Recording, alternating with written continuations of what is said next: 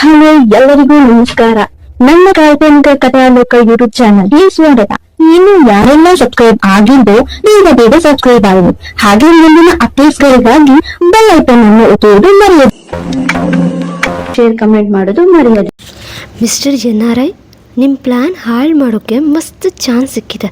ನಿಮ್ಮ ಡ್ರೀಮ್ ಕನಸಾಗಿ ಇರುತ್ತೆ ಈ ಸಲ ಕೂಡ ಎಂದು ರೂಮಿನತ್ತ ಬಂದವಳು ಬಾಗಿಲು ತೆಗೆಯೋ ಸಾಹಸ ಮಾಡಲಿಲ್ಲ. ಹಾಗೆ ಕಿಟಕಿಯಲ್ಲಿ ಇಣುಕಿ ನೋಡುವ ಸಾಹಸ ಮಾಡಿದವಳಿಗೆ ನಗು ತಡೆಯೋಕ್ಕಾಗದಷ್ಟು ಹೊಟ್ಟೆ ಹುಣ್ಣಾಗಿಸುವ ದೃಶ್ಯ ಕಂಡಿತ್ತು.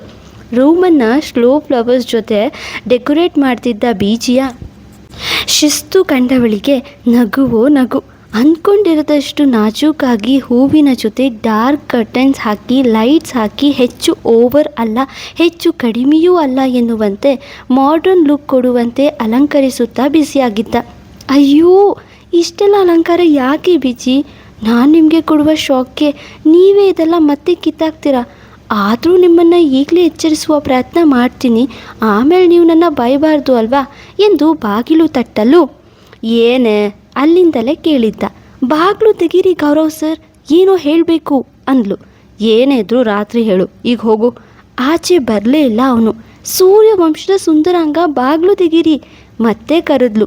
ಹೆಗಲ ಮೇಲೆ ಸ್ಲೋ ಫ್ಲವರ್ ಎಸಳುಗಳು, ಹಾಗೆ ಕೊರಳಿಗೆ ಲೈಟ್ ಸುತ್ತಕೊಂಡು ತಲೆ ಮೇಲೆ ಕೊಂಚ ಪಿಲ್ಲೋ ಹಟ್ಟಿಗಳ ಜೊತೆ ಬಾಗಿಲು ತೆಗೆದವ ಪೂರ ತೆರೆಯದೆ ಏನೇ ಚಂದ್ರನ್ ಸೋದ್ರಿ ಕೇಳಿದ.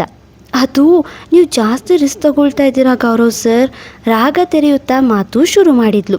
ರೂಮಿನಿಂದ ಹೊರಗಡೆ ಬಂದವ ಅವಳ ನಡು ಬಳಸಿ, ನನ್ನ ಹಾಗೂ ಬಾಯ್ ಬಡ್ಕಿ ಸ್ಪೆಷಲ್ ನೈಟ್ಗೆ ಇದೆಲ್ಲ ಮಾಡ್ತಿರೋದು ಅಂದಮೇಲೆ ರಿಸ್ಕ್ ಎಲ್ಲಿಂದ ಬಂತು M3? ನೀನು ಅದೆಲ್ಲ ಯೋಚನೆ ಮಾಡಬೇಡ, ನೀನೆಲ್ಲ ಕೆಲಸ ಮುಗಿಸ್ಕೊ. ನೈಟ್ ಯಾವ ಕೆಲಸನೂ ಮಾಡೋ ಹಾಗಿಲ್ಲ, ನನ್ನ ಜೊತೆ ಕೋಆಪ್ರೇಟ್ ಮಾಡೋದು ಬಿಟ್ಟು ಎಂದು ಅವಳ ಹಣೆಗೆ ತನ್ನ ಹಣೆ ಸೇರಿಸಿ ಏನೋ ಸಂತಸದಲ್ಲಿ ನುಡಿದವನ ನೋಡಿ, ಹಂಗಲ್ಲ ಗೌರವ್ ಸರ್, ಅದು ನಾನು ಎಂದು ಮಾತು ಮುಂದುವರಿಸುವವಳ ನೋಡಿ, ಭಯ ಸಹಜ, ಬಟ್ ಡೋಂಟ್ ವರಿ, ನಾನು ನಿನಗೆ ಹೆಚ್ಚು ಕಾಡಿಸೋಲ್ಲ ಎಂದು ಕಣ್ಣೊಡೆಯಲು, ಅಯ್ಯೋ ಅಲ್ಲ ಗೌರವ್ ಸರ್, ಅದೇನಂದರೆ ಎಂದು ಮಾತಾಡುವವಳ ಬಾಯಿ ಮೇಲೆ ತನ್ನ ಬೆರಳಿರಿಸಿ, ನೋ ಮೋರ್ ಟಾಕ್ ಚಂದನವನದ ಚಂದನ, ರಾತ್ರಿ ಎಷ್ಟಾದರೂ ಮಾತಾಡು, ಐ ಆಮ್ ಫ್ರೀ ಎಂದವನ ಮಾತಿಗೆ ನಗಬೇಕೋ ಅಳಬೇಕೋ ಅವಳಿಗೆ ನಗುವೇ ಹೆಚ್ಚು. ಅಲ್ಲ ಗೌರವ, ನಾನು ಎನ್ನುತ್ತಿದ್ದವಳ ಕೈ ಹಿಡಿದು ಒಂದು ಸುತ್ತು ತಿರುಗಿಸಿ ಅಬ್ಜಲೋ ಎಂದು ಅಲ್ಲಿಂದ ಓಡಿಸಿದ್ದ. ಬಾಯಂತ್ರಿ, ಮೀಟ್ ಯು ನೈಟ್ ಎಂದು ಬಾಗ್ಲಾಕೊಂಡ. ಈ ಸುಳ್ಯದ ಸುಪುತ್ರನಿಗೆ ಯಾರು ಹೇಳೋಕ್ಕಾಗುತ್ತೆ ಎಂದು ಹಣೆ ಚೆಚ್ಕೊಂಡು ಅದ್ಯಾವ ಡ್ರೆಸ್ ತಂದಿದ್ದಾನೆ ಎಂದು ಕುತೂಹಲದಿಂದ ತೆರೆದು ನೋಡಿದವಳಿಗೆ ಅನುಮಾನ ಮೂಡಿತು. ಅದನ್ನು ಕೈಗೆತ್ಕೊಂಡು, ಇದು ನನ್ನ ಸೈಜಾ ಅಥವಾ ಇಂಚುಗೇನಾದರೂ ತಂದುಬಿಟ್ರಾ ಎಂದು ಅನುಮಾನಿಸಿ, ಇದರಲ್ಲಿ ಏನಾದರೂ ಕ್ಲೋಸ್ ಆಗುತ್ತಾ ಎಂದು ಮುಖದ ಮುಂದೆ ಇಟ್ಟು ನೋಡಿದವಳಿಗೆ ಆ ಬಟ್ಟೆಯ ನೆರವಲ್ಲಿ ಇಡೀ ಭೂಲೋಕವೇ ಕಾಣ್ತಿತ್ತು. ಮಂಡಿಯಾದರೂ ಮುಚ್ಚುತ್ತಾ ನೋಡೋಣ ಎಂದು ಹಿಡಿಯಲು ಮಂಡಿ ಮುಚ್ಚುವುದಿರಲಿ, ತಾಗುತ್ತಲೂ ಇರಲಿಲ್ಲ ಆ ಪುಟ್ಟ ನೈಟಿ. ಈ ಬ್ಯಾಡ್ಗೆ ಬೈರೆ ಗೌಡನಿಗೆ ಇನ್ಯಾವುದು ಬಟ್ಟೆ ಸಿಗಲಿಲ್ವಾ? ಯಾವ ಮಗು ಡ್ರೆಸ್ ಇದು? ಥೋ, ನಾಚಿಕೆ ಅಲ್ಲ ಚಿತ್ತಾಪುರದ ಚೆಲುವನಿಗೆ ಬೈಕೊಂಡು ಅಲ್ಲೇ ಪ್ಯಾಕ್ ಮಾಡಿ ಇಟ್ಬಿಡ್ಲು. ಹೇಳು ಸಮು, ನೀ ನನಗೆ ಒಂದು ಕಡೆ ಚಾನ್ಸ್ ಕೊಡ್ತೀಯಾ? ಕೇಳಿದವಳ ಮಾತಿಗೆ ಹಳೆ ಪ್ರೀತಿಯಾದರೂ ಹೊಸ ರೀತಿಯಲ್ಲಿ ಬಂದಂಥ ಖುಷಿಯಲ್ಲಿ ಉದ್ದುದ್ದ ತಲೆಯಾಡಿಸಿ, ಎಸ್ ಕುಮುದ, ನನಗೆ ನಿನ್ನ ಮೇಲಿರೋ ಫೀಲಿಂಗ್ಸ್ ಕಡಿಮೆ ಆಗಿಲ್ಲ, ನೀನು ಬದಲಾಗಿದ್ಯಾ ಅಂತ ಮನಸ್ಸಿಗೆ ಖುಷಿ ಕೊಡ್ತಿದ್ದ. ನಿನಗೆ ಗೌರವ್ ಮೇಲಿದ್ದ ಫೀಲಿಂಗ್ಸ್ ಕಡಿಮೆ ಆಗಿರಲೇಬೇಕು ಅಲ್ವಾ? ಅವನಿಗೆ ಚಂದನ ಸಿಕ್ಕಾಗಿದೆ, ಅವನ ಪ್ರೀತಿಗೆ ಅವಳಷ್ಟೇ ಸೀಮಿತ ಅನ್ನೋದು ನಿನಗೆ ಈಗ ಗೊತ್ತಾಗಿದೆ. ಲೆಟ್ಸ್ ಟೇಕ್ ಅ ಚಾನ್ಸ್ ಎಂದಿದ್ದೆ. ಥ್ಯಾಂಕ್ಸ್ ಸಮು, ನಂಗೆ ಗೊತ್ತು ನೀ ನನ್ನ ಟ್ರೂ ಲವರ್ ಎಂದು ಅಪ್ಪಿದಳು. ಐ ಲವ್ ಯು ಸಮು ಹೇಳುತ್ತಾ ಅವನಿದಿಗೆ ಹೊರಗೆ ನಕ್ಕಳು. I love you so much ಎಂದು ಅವನು ನಿರಾಳನಾದನು. ಅಪ್ಪಿದ ಸಮರ್ಥ ಪ್ರೀತಿಯಲ್ಲಿ ಕಲ್ಮಶ ಇರಲಿಲ್ಲ. ಆದರೆ ಅವನಿದಿಗೆ ಹೊರಗಿದ್ದವಳಿಗೆ ಹೃದಯವೇ ಇಲ್ಲ. ಅವನನ್ನು ಮತ್ತೆ ಮೋಸ ಮಾಡಲು ಸಂಚು ಮಾಡಿದ್ದ ಖುಷಿಯಲ್ಲಿ ತೇಲಿದಳು. ಕೆಲವರಿಗೆ ಬುದ್ಧಿ ಬರೋದೇ ಇಲ್ಲ ಅಲ್ವಾ? ಇನ್ನು ಕೆಲವರು ನಂಬಿ ನಂಬಿ ಮೋಸ ಹೋಗುವ ಜಾಯಮಾನ. ಆದರೂ ಇದು ಕಡೆ ಚಾನ್ಸ್ ಎಂದನು. ಮುಂದೆ ಅವಳಿಗೆ ಅವನೇ ಪಾಠ ಕಲಿಸ್ತಾನೆ. ಆಗಲೇಬೇಕು, ರಾತ್ರಿ ಅಲ್ವಾ? ಕಳ್ಳಚಂದಿರ ಬೇಗ ಬಂದುಬಿಟ್ಟಿದ್ದ. ನಮ್ಮ ಹುಡುಗ ಶಿಸ್ತುಬದ್ಧವಾಗಿ ಎಲ್ಲವೂ ತಯಾರು ಮಾಡಿ ಫ್ರೆಶ್ ಆದವ ರೂಮಲ್ಲಿದ್ದ ತನ್ನ ಹೆಂಡತಿಗೆ ಕರೆ ಮಾಡಿದ್ದ. ಕೇಕೆ ಹಾಕುತ್ತಾ ಟಾಮ್ ಆ್ಯಂಡ್ ಜೆರ್ರಿ ನೋಡ್ತಿದ್ದ ಚಂದು ಮುಂದೆ ತಿನ್ನಲು ಕುರುಕುಲು ಹಾಗೆ ಸೋಫಾ ಪೂರ ಮೇಡಮ್ ಹಾಸಿಗೆ ಮಾಡಿಕೊಂಡು ಉಳ್ಳಾಡುತ್ತಾ ಕೂತಿದ್ದವಳಿಗೆ ಫೋನ್ ಬೊಗಳಲು ಇದೊಂದು ಕರ್ಮ ಎಂದು ರಿಸೀವ್ ಮಾಡಿ, ಏನು ಸರ್ ಟಾಮ್ ಆ್ಯಂಡ್ ಜೆರ್ರಿ ನೋಡೋಕ್ಕೂ ಬಿಡೋದಿಲ್ವಾ ಎಂದವಳ ಮಾತಿಗೆ, ಲೇ ಕೋಲಾರದ ಕಾಗೆ ಬಂಗಾರ, ಇದೇನೆ ಚಿಕ್ಕ ಪಾಪುಗಳಂತೆ ಟಾಮ್ ಆ್ಯಂಡ್ ಜೆರ್ರಿ ನೋಡ್ತೀಯಾ, ಅದಕ್ಕೆ ನನ್ನ ಹತ್ರ ಜಗಳ ಆಡ್ತೀಯಾ ಎಂದ. ಟಾಮ್ ನೀವೇ ಹಾಗಾದರೆ ಯಾವಾಗಲೂ ಗೆಲ್ಲೋದು ಜೆರ್ರಿ ಅಲ್ವಾ, ಅದು ನಾನೇ ಎಂದು ಕಿಸಿತಿದ್ದವಳ ಮಾತಿಗೆ ರೇಗಿ, ಮಧುಗಿರಿ ಮಯೂರಿ ಬಾರ ರೂಮ್ಗೆ ಕಾಯ್ತಿದ್ದೀನಿ ಎಂದಿದ್ದೆ ನಗು ನಿಲ್ಲಿಸಿದವಳು, ಹಾಂ ಇಷ್ಟು ಬೇಗನಾ ಎಂದು ರಾಗ ಎಳೆಯಲು, ಈಗೇನು ಬರ್ತೀಯೋ ನಾನೇ ಬಂದು ಹೊತ್ಕೊಂಡು ಬರಲೋ ಕೇಳಿದ್ದೆ. ಬರ್ತೀನಿ ಮಳವಳ್ಳೆ ಮಳ್ಳ ಎನ್ನಲು ಕರೆ ತುಂಡರಿಸಿದ. ಈ ಹುಬ್ಬಳ್ಳಿ ಹೈದನಿಗೆ ಈಗ ಹೃದಯಾಘಾತ ಆಗದೆ ಇದ್ರೆ ಸಾಕಪ್ಪ ಎಂದು ಭಯದಲ್ಲೇ ಒಳಗಡೆ ಬಂದವಳ ನೋಡಿ, ಇದೇನೆ ಪುತ್ತೂರು ಪಾತರ್ಗಿತ್ತಿ ತಂದುಕೊಟ್ಟ ಬಟ್ಟೆ ಎಲ್ಲಿ ಬಿಸಾಕ್ತೆ ಕೇಳಿದ ಜೋರಾಗಿ ರೋಪಾಕುವಂತೆ.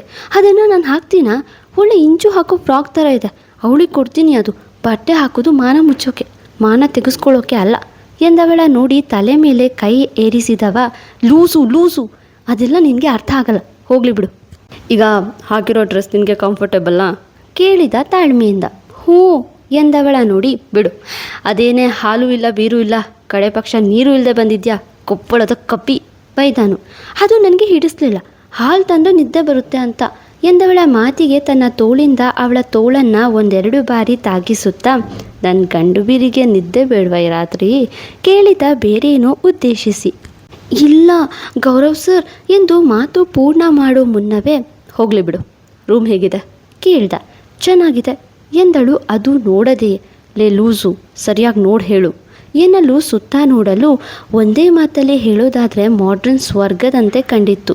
ಡೆಕೋರೇಷನ್ ನೋಡ್ತಾ ಮೈಮರೆತವಳ ನೋಡಿ ಸನಿಹಕ್ಕೆ ಬಂದವ ಅವಳ ಕಿವಿಯ ಮೆದುವಿಗೆ ಮುತ್ತಿಡುತ್ತಾ, ಹೇಗಿದೆ ಅಂತ್ರಿ ಕೇಳಲು, ಇದೆಲ್ಲ ಈಗ ನೀವೇ ಕಿತ್ಪಿಸಾಕ್ತೀರಾ ಅಂತ ನೆನೆಸ್ಕೊಂಡ್ರೆ ಬೇಜಾರಾಗುತ್ತೆ ಎಂದು ಗೊಣಗಿದವಳ ಮಾತರಿಯದೆ, ಶುರು ಮಾಡೋಣವಾ ಕೇಳಿದ್ದೆ. ದೂರ ಸರಿದವಳ ನೋಡಿ ನಕ್ಕವ, ಇದೆಲ್ಲ ಎಲ್ಲರ ಲೈಫ್ನಲ್ಲೂ ನಡೆಯೋದೆ ಬಾಯ್ಬಡ್ಕಿ, ಈಗ ದೂರ ಹೋಗೋ ಟೈಮ್ ಅಲ್ಲ, ನಿನ್ನ ಚಿತ್ತಾಪುರದ ಚಿತ್ತವನ್ನು ಈ ಚಿಂಚೋಳಿ ಚೆಲುವನ ಬಳಿ ಸೇರಿಸೋ ಸಮಯ ಎಂದು ಕವಿಯಂತೆ ಮಾತಾಡ್ತಿದ್ದವನ ನೋಡ್ತಾ ನಿಂತಿದ್ದವಳ ನಡು ಬೆಳೆಸಿ ತನ್ನ ಸನಿಹಕ್ಕೆ ಎಳೆದವನ ನೋಡಿ, ನಾನು ನಿಮಗೆ ಏನೋ ಹೇಳಬೇಕು ಚಿಕ್ಕೋಡಿ ಚೆಲುವ ಹೇಳಿದ್ದವಳ ಕೈ ಹಿಡಿದು ಅವನ ಕೆನ್ನೆಗೆ ತಾಗಿಸಿಕೊಂಡವ, ನಂಗೆ ಗೊತ್ತು ಆನೆಕ್ಕಲ್ ಅಂಚೂರ ಭಯ ಅಲ್ವಾ ಕೇಳಿದ ಗಲ್ಲ ಹಿಡಿತು.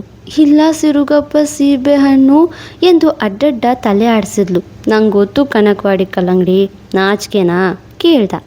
ಓಹೋ ಇಲ್ಲ ಮಂಗೂರು ಮಾವು ಎಂದವಳ ನೋಡಿ ಕೊಂಚ ತಾಳ್ಮೆ ಕಳೆದುಕೊಂಡವ, ಮತ್ತು ಯಾಕೆ ನಿಂಗೆ ನಳ್ಳಿ ನಿಂಕವ ಕೇಳಿದವನ ಕಾಡಿಸದೆ, ಇವತ್ತು ನಿಮಗೆ ಸ್ಪೆಷಲ್ ನೈಟ್, ನನಗೆ ನೈಟ್ ಸ್ಟಡೀಸ್ ಎಂದವಳ ನೋಡಿ ದಂಗಾದವ, ನೈಟ್ ಸ್ಟಡೀಸಾ ಹುಚ್ಚ ಸುಮ್ಮನಿರು ಕೋಪ ಬರೆಸ್ಬೇಡ ಎಂದವನ ನೋಡ್ತಾ, ರಾಯರ ಆಣೆಗೂ ನಿಜ, ಶಶಾಂಕ್ ಸರ್ ಫೋನ್ ಮಾಡಿ ಎಕ್ಸಾಮ್ಗೆ ಇನ್ನು 1 ವೀಕ್ ಇದೆ ಅಷ್ಟೇ ಟೈಮ್ ಟೇಬಲ್ ಕಳಿಸಿದ್ರು, ನಿಮ್ಮಿಂದ 1 ತಿಂಗಳು ಓದೋ ಕಡೆ ಗಮನ ಕೊಟ್ಟಿಲ್ಲ ನಾನು, ಲ್ಯಾಬ್ ಎಕ್ಸಾಮ್ ಇಲ್ಲೇ ಜರ್ಮನಿ ಇನ್ಸ್ಟಿಟ್ಯೂಟ್ ಜೊತೆ ಸೇರಿ ಮುಗಿಸ್ಕೊ, ಹೇಗಿದ್ರು ಅದು ಪಾರ್ಟ್ನರ್ಶಿಪ್ ಆಗಿದೆ ನಮ್ಮ ಕಾಲೇಜ್ಗೆ, ನೆಕ್ಸ್ಟ್ ವೀಕ್ ರೈಟಿಂಗ್ ಎಕ್ಸಾಮ್, ನಾವು ನಿಮಗೆ ಕೋವಿಡ್ ನೆಪ ಕೊಟ್ಟು ಆನ್ಲೈನ್ ಮಾಡ್ತೀನಿ ಅಂತ ಅಂದರು ಎಂದು ಫೋನ್ನಲ್ಲಿದ್ದ ಲಿಸ್ಟ್ ತೋರಿಸಿ, ನನಗೆ ಟೈಮ್ ಇಲ್ಲ ಅದಕ್ಕೆ ಇವತ್ತಿನಿಂದ ಓದೋಕ್ಕೆ ಶುರು ಮಾಡ್ತೀನಿ ಎಂದವಳ ನೋಡಿ ತಾಳ್ಮೆ ಕಳೆದುಕೊಂಡವ, ಕೋವಿಡ್ ಟೈಮ್ನಲ್ಲಿ ನಾನು ಈ ಕತೆ ಬರೆದಿತ್ತು ಅದಕ್ಕೆ ಕೋವಿಡ್ ಅಂತ ಇದೆ ಅಷ್ಟೆ, ಮತ್ತೆ ಈಗ ಕೇಳಬೇಡಿ ಈಗ ಯಾವ ಕೋವಿಡ್ ಅಂತ, ಅರ್ಥ ಆಯ್ತಾ? ಹೇ ಲೂಸು ಬೆಳಿಗ್ಗೆನೇ ಹೇಳೋಕ್ಕೆ ಬಾಯಲ್ಲಿ ಹಳಸಿನ ಹಣ್ಣು ತುರ್ಕೊಂಡಿದ್ಯಾನೆ, ಹೇಳೋಕ್ಕೆ ಬಂದಿದ್ದೆ, ನೀವೇ ಈ ಸಮಯ ರಸಮಯ ಪ್ರೀತಿ ಪಾಕ ಬುಕ್ಕ ಅಂತ ಹೇಳಿ ಕಳುಹಿಸಿದ್ದು ಎಂದು ಅವಳು ರೇಗಿದ್ಲು. ಲೇ ಪ್ಲೀಸ್ ಕಣೆ ಇವತ್ತು ರಾತ್ರಿ ನನಗೆ ಕೊಡು, ನೀನು ಎಕ್ಸಾಮ್ ಮುಗಿಯೋವರೆಗೂ ಕಂಟ್ರೋಲಲ್ಲೇ ಇರ್ತೀನಿ ಪ್ಲೀಸ್ ಕಣೋ, ಹುಲಿಯೂರು ಹೋಳಿಗೆ ಅಲ್ವಾ ನೀನು ಎಂದ. ಇವತ್ತು ರಾಯರ ಭಜನೆ ಊರಲ್ಲಿ ಅಂತ ಅಪ್ಪ ಹೇಳಿದ್ರು, ಒಳ್ಳೆ ರಾತ್ರಿ ಓದೋಕ್ಕೆ, ನೀವು ಅರ್ಥ ಮಾಡ್ಕೊಳ್ಳಿ, ನನ್ನ ಪಾಪನಳ್ಳಿ ಪಾಯಸ ಅಲ್ವಾ ಅವಳದು ಅದೇ ರಾಗ. ಕೋಪ ಉಕ್ಕಿದವನಿಗೆ ತಾಳ್ಮೆ ಹೋಯಿತು. ಹೋಗು ಓದ್ಕೊಂಡು ಸಾಯಿ, ಯಾರನ್ನ ಫಸ್ಟ್ ನೈಟಲ್ಲಿ ನೈಟ್ ಸ್ಟಡೀಸ್ ಮಾಡ್ತಾರಾ, ನಿನ್ನಂಥ ಶೋ ಕೊಡೋ ಸುಂದರಾಂಗಿ ಒಬ್ಬಳೆ ಮಾಡೋಕ್ಕಾಗೋದು, ಬೆಳಿಗ್ಗೆ ಅಂತ ದನ ಕಾಯ್ತಿದ್ದ ಓದೋದು ಬಿಟ್ಟು, ಇದೆಲ್ಲ ಬೇಕು ಅಂತ ಮಾಡ್ತಿದ್ಯಲ್ವಾ, ನಿನ್ನ 1 ತಿಂಗಳು ಸತಾಯಿಸ್ದೆ ಅಂತ, ಹೋಗೆ ಹೋಗು ಡಕಾಯ್ತಿ ಡ್ರಾಕುಲಾ ಎಂದು ಬೈಕೊಂಡು ಮಂಚದ ಮೇಲೆ ಒಬ್ಬನೇ ಬಿದ್ದ. ಗೌರವ್ ಸರ್ ಕೂಗಿದ್ಲು. ಆ ಕಡೆಯಿಂದ ಏನೂ ಉತ್ತರ ಇಲ್ಲ. ನಿಮ್ಮ ಕೋಪ ಕರ್ಗೋಕ್ಕೆ 1-2 ಗಂಟೆ ಬೇಕು, ನಾನು ಓದೋ ಕೂತ್ಕೊಳ್ತೇನೆ ಎಂದು ಕೋಚ್ ಮೇಲೆ ಕೂತಳು. ಅವನ ಕೋಪ ಕೆಲ ಗಂಟೆ ಅಷ್ಟೇ ಅಂತ ತಿಳಿದವಳು ಸುಮ್ಮನೆ ಓದ್ತಾ ಕೂತಳು. ಸತಾಯಿಸಿದಂತೆಯೇ ಆಯಿತು. ಓದೋ ಟೈಮ್ ಕೂಡ ಬಂದಿತ್ತು ಎನ್ನುವುದು ಅವಳ ಆಲೋಚನೆ. ಎಲ್ಲ ಹಾಳು ಮಾಡಿದ್ಲು ಅನ್ನೋದೇ ಅವನ ಚಾಡಿ. ಗಂಟೆ 12 ದಾಟಿದ್ರೂ ಮಲಗದ ಬೀಜಿ. ಹೆಂಡತಿ ಇಲ್ಲದೆ ನಿದ್ದೆ ಇಲ್ಲ ಅವನಿಗೆ. ಅವಳತ್ತ ನೋಡಲು ಪುಟ್ಟ ಸ್ಕೂಲ್ ಮಗುವಿನಂತೆ ಪದ್ಮಾಸನ ಹಾಕಿ ಪೆನ್ನು ಬುಕ್ಕು ಮೊಬೈಲ್ ಹಿಡಿದು ಓದ್ತಿದ್ಲು. ಅದೇನು ಮೂಡಿ ಮಾಡೋಳು, ಪದೇ ಪದೇ ಲವ್ ಆಗತ್ತೆ. ಫಸ್ಟ್ ನೈಟ್ನ ಹಾಳಾದ್ದು ಅವ್ನು ಯಾರೋ ಮೋರಿ ಕ್ಲೀನ್ ಮಾಡಿಸೋನು ಬಗ್ಗೆ ಕೇಳಿ ಹಾಳು ಮಾಡಿದ್ಲು. ಸೆಕೆಂಡ್ ಫಸ್ಟ್ ನೈಟ್ನ ಈಗ ನೈಟ್ ಸ್ಟಡೀಸ್ ನೆಪ ಕೊಟ್ಟು ಹಾಳು ಮಾಡಿದ್ಲು. ಥರ್ಡ್ ಫಸ್ಟ್ ನೈಟ್ನ ಅವಳೇ ಪ್ಲ್ಯಾನ್ ಮಾಡೋವರೆಗೂ ತೆಪ್ಪಗಿರೋದು ವಾಸಿ ಅನಿಸುತ್ತೆ ಎಂದು ಮನಸಲ್ಲೇ ಮಾತಾಡಿ ಪ್ರೀತಿ ಉಕ್ಕಿ ಬಂದವನು ಅಡುಗೆ ಮನೆಗೆ ಹೋಗಿ ಬಿಸಿ ಬಿಸಿ ಟೀ ಮಾಡಿ ತಂದು ಕೊಡಲು, ಏನಿದು ಪ್ರಾಣೇಶ್ವರ ಅಂದವಳ ಪಕ್ಕ ಕೂತವ. ಟೀ ಅಂತಾರೆ ಪ್ರಾಣೇಶ್ವರಿ, ಕುಡಿ, ಸುಸ್ತಾಗಿರ್ತ್ಯ ಎಂದವನ ಹೆಗಲಿಗೆ ತಲೆ ಹಾಕಿದವಳು ಕೋಪ ಎಲ್ಲಿ ಹೋಯಿತು ಸಿದ್ದಾಪುರದ ಸಿದ್ದನಿಗೆ. ಮುದ್ದಾಗಿ ಕೇಳಿದವಳ ನೋಡಿ, ನೀನಿಷ್ಟು ಮುದ್ದಾಗಿ ಓದ್ಕೋತಿದ್ರೆ ಕೋಪ ಹೇಗೆ ಜಾಸ್ತಿ ಆಗುತ್ತೆ ಬಾಯ್ಬಟ್ಕಿ.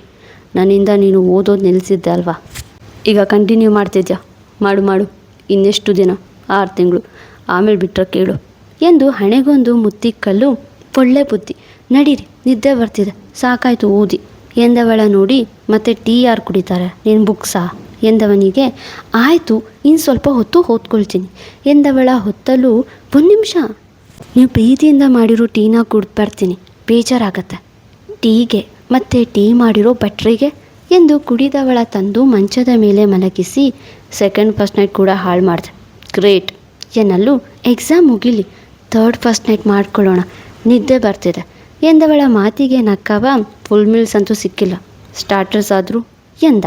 ಹೋಟೆಲ್ ಕ್ಲೋಸ್ ಎಂದವಳ ಮಾತಿಗೆ ಪೆಚ್ಚಾದವನ ನೋಡಿ, ಸೆಲ್ಫ್ ಸರ್ವಿಸ್ ಇದೆ, ಬೇಕು ಅಂದ್ರೆ ತಗೊಳ್ಳಿ ಎಂದಿದ್ದೆ. ಮೆತ್ತಗೆ ಅವಳ ತುಟಿ ಸವರಿ ತನ್ನೆದೆಯ ಮೇಲೆ ಮಲಗಿಸ್ಕೊಂಡು, ನಾಳೆ ನಿನಗೆ ಒಂದು ಸರ್ಪ್ರೈಸ್ ಇದೆ ಎಂದಿದ್ದೆ.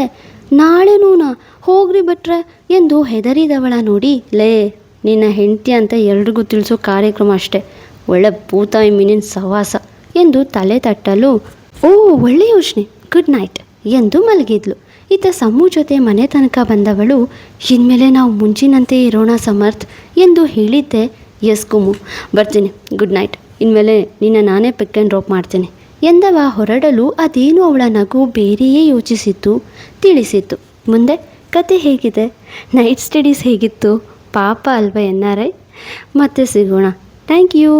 ಹಾಂ, ಮತ್ತು ಒಂದು ಜೋಡಿ ಏನೋ ಮನಸ್ಫೂರ್ತಿಯಾಗಿ ಒಂದಾದರೆ ಇನ್ನೊಂದು ಜೋಡಿ ಕೂಡ ಒಂದಾಗಿದೆ. ಆದರೆ ಕುಮುದ ಸಂಚೇನು ಸಮರ್ಥ್ಗೆ ಗೊತ್ತಾಗತ್ತಾ, ನೋಡೋಣ. ಫಾಲೋ ಮಾಡಿ ಕಾಲ್ಪನಿಕ ಕಥಾಲೋಕ. ಮತ್ತೆ ಸಿಗುವ.